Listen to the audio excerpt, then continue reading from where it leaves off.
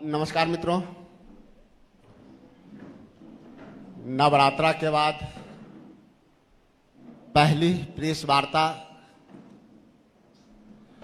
नौजवान नेता हमारे जो मन की बात नहीं करते हैं, जन की बात और सबकी बात करते हैं, आदरणीय कन्हैया कुमार जी जो राष्ट्रीय सचिव हैं, कार्य समिति के हमारे सदस्य हैं और एनएसयूआई के राष्ट्रीय प्रभारी हैं। आदरणीय कन्हैया कुमार जी आपसे सीधा बात करेंगे, आपसे सवाल भी लेंगे। इस मंच पे कई महीनों से बिहार में डेरा जमाए हुए हैं हमारे राष्ट्रीय नेता और मीडिया विभाग के यहाँ कोऑर्डिनेटर बनाए गए हैं आदरणीय अभय दुबे जी। हम तो अब बिहारी ही मानते हैं इनको। मंच पे हमारे साथ हैं पार्टी के प्रवक्ता आनंद माधव जी, मीडिया विभाग के सोशल मीडिया के चेयरमैन सौरभ सिन्हा जी, और इस मंच पे कन्हैया जी के साथ हमारे विधानमंडल दल के नेता परम आदरणीय डॉक्टर शकील खान साहब हैं। हम अनुरोध करेंगे कन्हैया कुमारी से कि सीधा संवाद करें। अच्छा, सीधे मुझे ही? हाँ। सबसे पहले तो बिहार प्रदेश कांग्रेस कमेटी की तरफ से सभी पत्रकार साथियों का, कैमरा के पीछे खड़े हमारे सभी दोस्तों का बहुत बहुत स्वागत, अभिनंदन। आज से बिहार प्रदेश कांग्रेस कमेटी ने एक श्रृंखला की शुरुआत की है जिसका नाम है 20 साल 20 सवाल।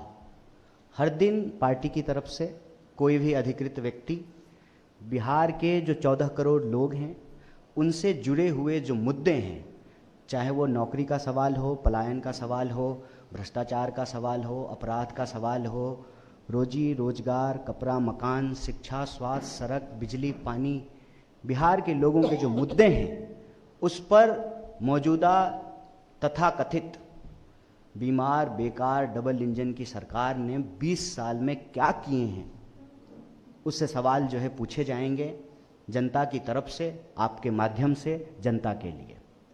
आज का जो मूल विषय है, जो पहला सवाल है, उस पे हम पूरे सबूत के साथ आपके माध्यम से सरकार को भी और बिहार के करोड़ों लोगों को यह बताना चाहते हैं कि जो सरकार वोट चोरी से बनेगी वो सरकार जमीन चोर है, वो सरकार मुनाफाखोर है, वो सरकार बचत चोर है, वो सरकार बिहार के धन संसाधन को प्रधानमंत्री जी के दोस्त की तिजोरी में पहुंचाने की कवायद में लगी हुई है।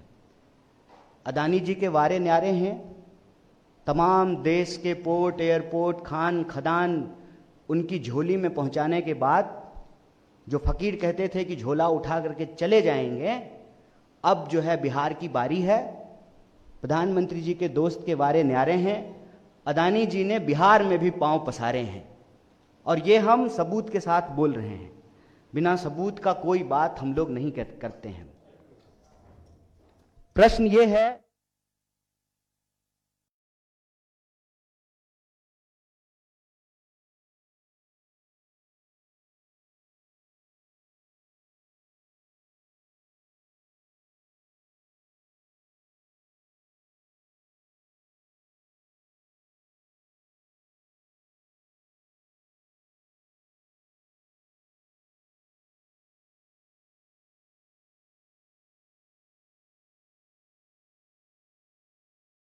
सरकार को हजारों करोड़ का प्रोजेक्ट दे रहे हैं और पावर प्लांट बनाने के लिए जो 21,000 करोड़ आवंटित किए गए, उस प्रोजेक्ट को सरकार जो है वापस लेगी और प्रधानमंत्री जी के जो मित्र हैं वो प्रोजेक्ट जो है उनको सौंप दिया गया है।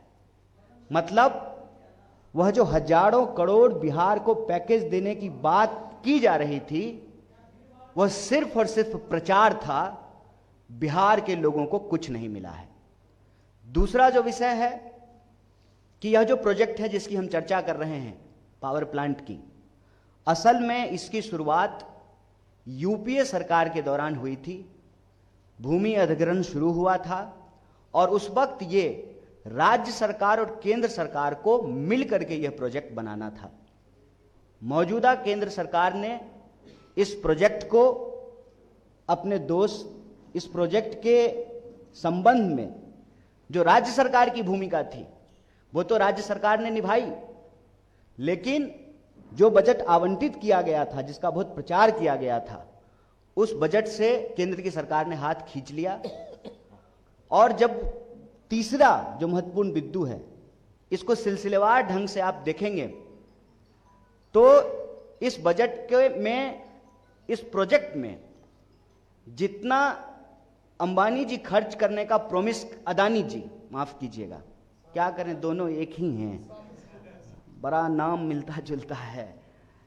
अदानी जी कह रहे हैं कि हम 25,000 करोड़ में जो है ये प्रोजेक्ट बनाएंगे, और सरकार जो है उसके पास भी 21,000 करोड़ आवंटित था। पहला प्रश्न ये है इस प्रोजेक्ट से संबंधित, फिर ये प्रोजेक्ट जो है अदानी जी को क्यों दे दिया गया। दूसरा प्रश्न ये है, एक असेसमेंट के हिसाब से इस प्रोजेक्ट से कुल 1 लाख करोड़ का मुनाफा होना है, बचत होना है, 1 लाख करोड़ का। ये 1 लाख करोड़ अब बिहार के लोगों की झोली में नहीं पहुंचेगा, ये 1 लाख करोड़ जो है अब प्रधानमंत्री जी के दोस्त के तिजोरी में पहुंचेगा। तीसरा बिंदु जो है कि फिक्स रेट पर यही अदानी जी दूसरे राज्यों में 3 रुपए प्रति यूनिट, 3.5 रुपए प्रति यूनिट में जो है ठेका ले रहे हैं, पावर प्रोजेक्ट इनको मिल रहा है। बिहार में अभी अभी इनको 6 रुपए प्रति यूनिट से जो है उससे भी ज्यादा ये ठेका इनको मिला है। अगर ये 5 रुपए प्रति यूनिट से भी मिलता तो लगभग बिहार को 56,000 करोड़ रुपए की बचत होती, 56,000 करोड़। सवाल यह है कि मनमाने रेट पे, प्रति यूनिट मनमाने रेट पे यह प्रोजेक्ट अदानी जी को क्यों दिया गया है। तो 3 विषय है हमारे सामने। पहला, 1 रुपए प्रति एकड़ के हिसाब से 1,000 एकड़ जमीन अदानी को क्यों दी गई। दूसरा, जो इस प्रोजेक्ट से 1 लाख करोड़ का मुनाफा होना था वो बिहार के लोगों की जेब में पहुंचने की बजाय प्रधानमंत्री जी के दोस्त की तिजोरी में क्यों पहुंच रहा है। और तीसरा, सुविधा अनुसार 6 रुपए से भी ज्यादा प्रति यूनिट में जो है इनको ठेका मिला है, जबकि उत्तर प्रदेश में 3.5 रुपए में, और अभी जनवरी में ही बंगाल में जो है इनको 3.5 रुपए में के फिक्स रेट पर ठेका दिया गया है। तो बिहार के साथ यह अन्याय क्यों किया जा रहा है।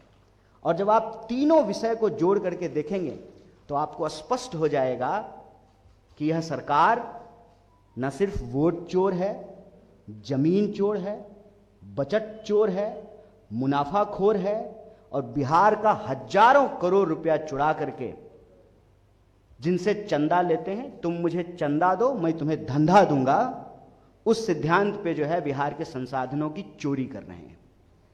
इसी से विषय से जुड़ा हुआ एक बात और आपके प्रकाश में लाना चाहता हूं। हम क्यों कहते हैं कि वोट चोरी की सरकार जमीन चोर होती है।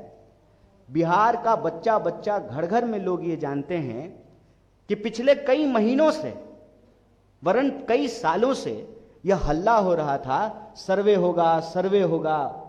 हर कोई जिनके पास भी थोड़ी बहुत जमीन है, 1 कट्ठा 10 धूर, 2 कट्ठा 5 कट्ठा जमीन का कागज लेकर के ब्लॉक का चक्कर लगा रहे थे। घुसखोरी, संगठित घुसखोरी के उस चक्कर में फंस रहे थे, जमीन का कागज निकलवाने के लिए, नक्शा का फोटो स्टेट करवाने के लिए, रसीद कटवाने के लिए। असल इनको जमीन की सर्वे नहीं करनी है। जनता का जमीन जनता के पास नहीं रहने देनी है। यह सर्वे नहीं है, इनकी गिद्ध नजर बिहार की जमीनों पर है। सर्वे के माध्यम से यह पता किया जाए कि कहां कहां गैर मजरूआ जमीन है, और लठैत की तरह, अपने दोस्तों की लठैत की तरह सरकार जो है, जिनके पास भी कागज में थोड़ी बहुत गड़बड़ी हो, मोटेशन नहीं हुआ हो, बाबा 3 भाई थे, दादा 3 भाई थे, तो तीसरा का हिस्सा कहाँ है, बहन की शादी हो गई, कोई विधवा है, समय पर रसीद नहीं कटा है, उन जमीनों को कब्जा करके शासन प्रशासन जो हमारे टैक्स के पैसे से चलती है उसका डंडा इस्तेमाल करके उन जमीनों को अपने दोस्तों को सौंपने की ये पूरी मुहिम चलाई जा रही है। हम मांग रहे हैं नौकरी, और हमारे ही माँ बाप के पैसे के टैक्स के पैसे से सरकार जो चलती है, जो पुलिस प्रशासन को डंडा मिलता है, जो वेतन मिलता है, जो भत्ता मिलता है, वही नौकरी मांग रहे विद्यार्थियों के कंधे पे, उनकी पीठ पे जो है चलाई जाती है। यह पूरा का पूरा जो भ्रष्टाचार है, इस भ्रष्टाचार को हम लोग उजागर कर रहे हैं। हमारे समय में भी, कांग्रेस के समय में भी ठेके दिए जाते थे, पावर प्रोजेक्ट बनाया जाता था, MOU साइन होता था, लेकिन यह निष्पक्ष प्रतियोगिता नहीं है। बाकी सारे जो प्रतिभागी हैं, जो टेंडर और लोग भी भर सकते थे, उनका हाथ पांव बांध करके इस तरह की व्यवस्था की जा रही है कि यह टेंडर एक ही व्यक्ति को मिले। अदानी नाम केवलम। हम दो हमारे दोस्त, एक जो है अमित शाह के पिताजी नहीं, माफ कीजिए, जय शाह के पिताजी, और दूसरे जो है जय शाह के चाचा जी। तो 2 ये हुए, हम 2 और इनके 2, पूरे देश की संपत्ति जो है इनको ये हैंड ओवर कर देना चाहते हैं। तो यह भ्रष्टाचार आपके माध्यम से, यह जो निष्पक्ष प्रतियोगिता नहीं है, जिसका सीधा नुकसान बिहार के लोगों को हो रहा है। 1000 एकड़ जमीन 1 रुपए में। भूमि अधिग्रहण का कानून कहता है कि जो जमीन अधिग्रहित की गई जिस प्रोजेक्ट के लिए, उस प्रोजेक्ट पे अगर वही प्रोजेक्ट नहीं बनेगा तो वो जमीन अपने आप किसानों के पास चली जाएगी। किसानों को वो जमीन नहीं मिली, पुराने रेट पे जमीन अधिग्रहित किया गया। देखिए कितना मजेदार है, किसान को पुराने रेट पे मुआवजा देकर के जमीन अधिग्रहित किए और दोस्त को नए रेट पे, मनमाने रेट पे जो है उनको जमीन हैंडओवर कर दी गई। किसान को जमीन मिलेगा पुराने रेट पे और अदानी जी को प्रति यूनिट फिक्स रेट मिलेगा नए दर पे। जनवरी में जो MOU हो रहा है दूसरे राज्यों में तो 3.5 रुपए प्रति यूनिट और बिहार में 6.5 रुपए प्रति यूनिट। 1 रुपया भी अगर कम पे 5 रुपया पे भी होता तो 56,000 करोड़ का बचत होता बिहार का। तो सवाल यह है कि 1 रुपए में 1,000 प्रति एकड़ जमीन क्यों दी गई? जो 1 लाख करोड़ का बचत है बिहार का, उसको दोस्त की तिजोरी में पहुंचाने का प्रबंध क्यों किया गया? और फिक्स रेट पर, मनमाने रेट पर जो ये MOU साइन हुआ है या जो प्रोजेक्ट साइन हुआ है, उसमें जो 1 रुपया भी कम होता तो 56,000 करोड़ रुपए का बचत होता। तो ये बचत की चपत यह सरकार क्यों लगा रही है, ये पक्ष हम आपके सामने रख रहे हैं और इस दावे को दोहरा रहे हैं कि वोट चोरी से बनी सरकार जमीन चोर है, मुनाफा खोर है, बचत चोर है। बहुत बहुत शुक्रिया, बहुत धन्यवाद।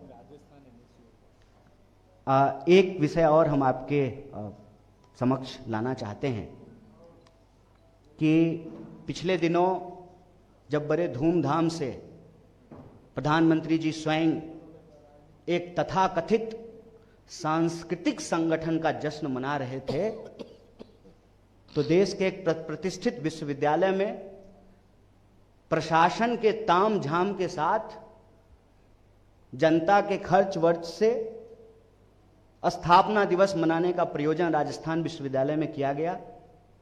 NSUI ने कहा कि हर राजनीतिक दल, हर सांस्कृतिक दल के अधिकार संविधान में समान है। किसी एक पार्टी की सरकार है इसका यह मतलब नहीं है कि देश के विश्वविद्यालयों को उनके संगठन का, उनके विचार का चारागाह बना दिया जाए। और इसका पुरजोर मुखालफत राजस्थान NSUI की पूरी यूनिट ने की, राजस्थान प्रदेश अध्यक्ष ने किया, विनोद जाखड़ ने किया। पूरे शासन प्रशासन का इस्तेमाल करके, पुलिस का इस्तेमाल करके उनके साथ मारपीट की गई और तमाम नेताओं और कार्यकर्ताओं को कई घंटों तक अलग अलग थानों में घुमाते रहे और अभी जो है उनको पकड़ करके जेल में भेज दिया गया है। हम कहते हैं यही RSS की व्यवस्था है। जिस दिन RSS का प्रभुत्व समाज पे होगा, शासन प्रशासन उनके कब्जे में होगी, उस दिन संविधान का गला दबाया जाएगा, और ये उसका सीधा उदाहरण है। आपको अगर कार्यक्रम करने का अधिकार है तो वो अधिकार सरकारी संस्थानों में करने का नहीं है, और अगर आप सरकारी संस्थान में कर रहे हैं तो आप अगर कार्यक्रम कर सकते हैं तो इस देश का नागरिक और विद्यार्थी होने के चलते उसका विरोध करने का अधिकार हमको ये संविधान देता है। फिर गैर संवैधानिक तरीके से संगीन धाराओं में जिसका उस कार्यक्रम से और उस विरोध से कोई लेना देना नहीं है, उन छात्र नेताओं को और एनएसयूआई के कार्यकर्ताओं को अरेस्ट किया गया है। हम इस मंच से न सिर्फ उसकी मजम्मत करते हैं, उसका विरोध करते हैं, बल्कि एनएसयूआई के इस साहसपूर्ण कर्तव्य के लिए, कार्य के लिए उनकी बहुत प्रशंसा करते हैं। और पूरी ताकत से बिहार प्रदेश कांग्रेस कमेटी, पूरा देश, हर विद्यार्थी जो लोकतंत्र और संविधान पसंद है उनके साथ खड़ा है, मजबूती से खड़ा है। बहुत बहुत धन्यवाद। एक तथ्य जोड़ना जरूरी है। Thank you Kanhaiya ji. आप याद कीजिए कि बिहार में 17 महीने की हमारी सरकार थी, साझा सरकार थी। नीतीश बाबू चीफ मिनिस्टर थे। बिजली पे, बजट पे बहस हो रही थी। माननीय मुख्यमंत्री जी ने खुद कहा, बिजली मिनिस्टर विजेंद्र यादव जी मौजूद थे और प्रतिकार किया भारतीय जनता पार्टी का और केंद्र सरकार का कि गुजरात में हमसे सस्ती बिजली, जो कि कहा जाता है कि पिछड़ा राज्य नहीं है, और बिहार में महंगी बिजली दी जा रही है। ये वक्तव्य निकाल लीजिएगा उस वक्त के बिजली मिनिस्टर का, जो आज भी बिजली मिनिस्टर हैं, उस वक्त के मुख्यमंत्री का, जो आज भी बिजली मिनिस्टर हैं। तो ये जो विरोधाभास है, सरकार बदल जाने से आप सत्य को कैसे छिपाइएगा? और अब तो छिपा नहीं रहे हैं। जैसा कि कन्हैया जी ने कहा, आप खुली छूट दे रखा है अडानी को कि वो आए और उस पर जितनी चोरी चकारी करना है वो करे। ये एक तथ्य था जो मैंने सोचा कि आपको बता दूं। धन्यवाद। कोई क्वेश्चन?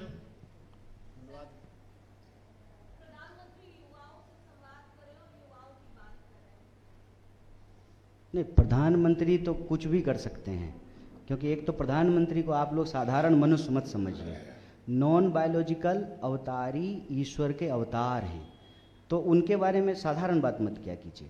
लेकिन प्रधानमंत्री से ये पूछा जाए कि युवा संवाद कर रहे हैं, अच्छी बात है, युवाओं को रोजगार भी मिलेगा कि खाली भतीजा को ही रोजगार मिलेगा, कि बिहार के युवाओं को भी रोजगार मिलेगा? क्यों पेपर लीक हो रहा है?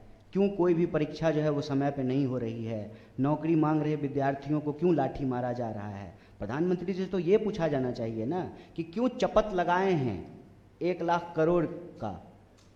बिहार के किसान से पुराने रेट पे ज़मीन ले लिए और जो है अपने दोस्त को जो है नए रेट पे जो है 6.5 रुपये प्रति यूनिट फिक्स रेट पे जो है प्रोजेक्ट दे रहे हैं। तो युवा संवाद खाली बोलने से, खाली गाल बजाने से नहीं होगा ना।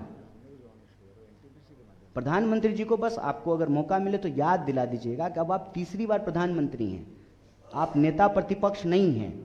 तो कब तक जो है मन की बात के नाम पर गाल बजाते रहिएगा, परीक्षा पे चर्चा के नाम पे गाल बजाते रहिएगा? कब तक जो है आप भर्ती के बारे में जो है वादा ही करते रहिएगा? डिलीवरी कब होगी? यह सवाल उनसे पूछा जाना चाहिए।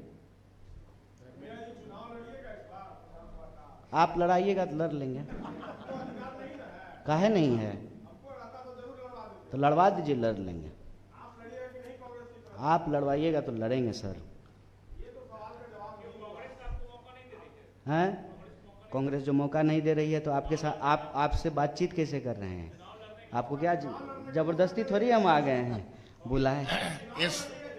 इस फैसले का हाँ और ना में हम नहीं बोलते हैं। इस फैसले का मामला तो पार्टी से है ना?